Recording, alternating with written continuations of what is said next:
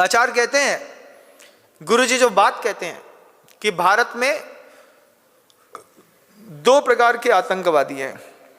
एक तो सीमा के बाहर है, पाकिस्तान से कोई आतंकवादी भारत के अंदर घुसेगा तो बॉर्डर में खड़ा हुआ फौजी रोक लेगा, भैया यहीं रुको, हमारी गोली तुम्हारी छाती के बाहर निकलने के लिए तैयार खड़ी है।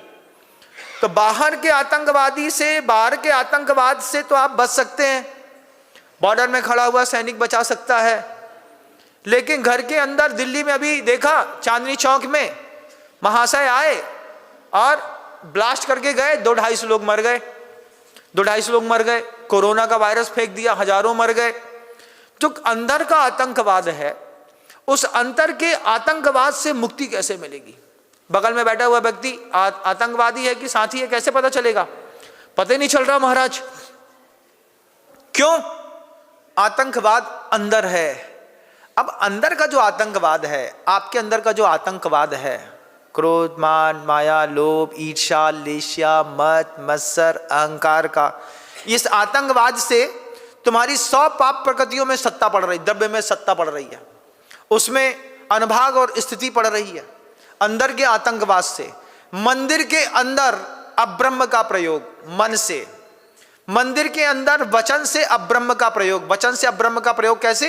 तेज बोल दिया, कभी कभार अपशब्द निकल गए तो उसमें मां बहनों को बीच में रख दिया। काया से अब्रह्म का प्रयोग, कोई दूसरा व्यक्ति यहां खड़ा हो सकता था, हमने उसकी सिस्टम ही डैमेज कर दिया। और नहीं तो फिर कब्जे तो हमारे हैं ही। कैसे? फलानी बेदी में सामने वाली रो में पहली सीट हमारी है, और अगर कोई दूसरी बैठी मिल गई तो इन महारानी को पता नहीं है कि यह हमारी जगह है, कैसे बैठ गई यहां पे? तो डिशुम डिशुम होती है कि नहीं? गर्मी के दिनों में देखिएगा, आपने एक पंखा लगाया होगा, और पंखा आपने भी नहीं लगाया, बस आप 3 दिन उस पंखे के नीचे बैठ गए, 3 दिन नीचे बैठ गए, मतलब आपकी जगह फिक्स हो गई, अब आप यहीं बैठेंगे। चौथे दिन कोई दूसरा टेबल लगा के बैठ गया। Who are you? पता नहीं है, यहां पे हम बैठते हैं, ये जो चक्र है, धर्म चक्र, ये हमारे सिर के ऊपर चलता है, तुम्हारे सिर के ऊपर कैसे चलने लगा? अब वो धर्म चक्र तुम्हारे सिर के ऊपर चलने, दूसरे के सिर के ऊपर चलने लगा तो हमारा सिर चकरा जाएगा। ये क्या है? मंदिर के अंदर शब्द का अब्रह्म, वचन का अब्रह्म, काया का अब्रह्म, ये चीजें आपकी उस जो 100 पाप प्रकृति होती है ना, उस पे अनुभाग और स्थिति डालती है। फिर आपकी गति बिगड़ती है, जाति बिगड़ती है, शरीर बिगड़ता है, अंगोपांग बिगड़ता है, निर्माण, बंधन, संघात, संस्थान, सहनन, सब बिगड़ता है।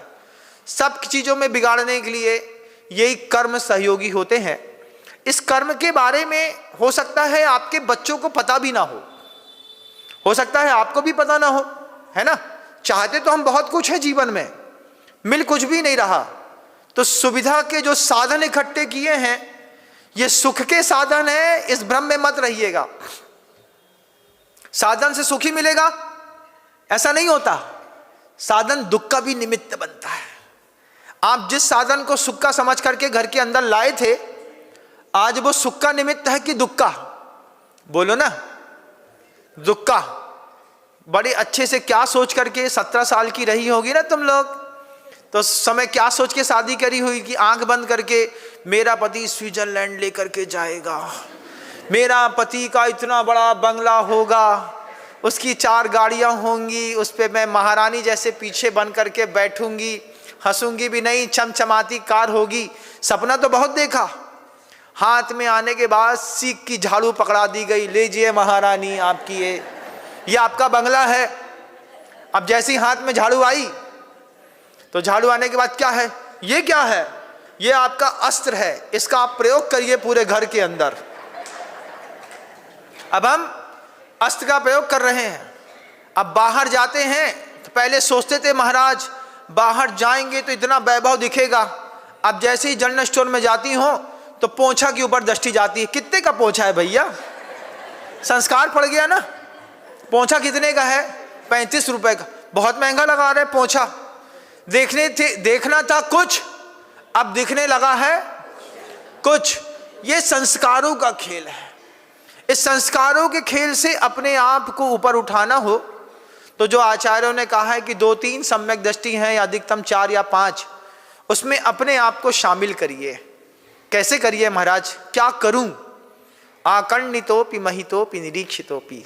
सुन तो लिया ही है, देख तो लिया ही है, पूजा तो कर ही ली है, अब श्रद्धा और कर लो।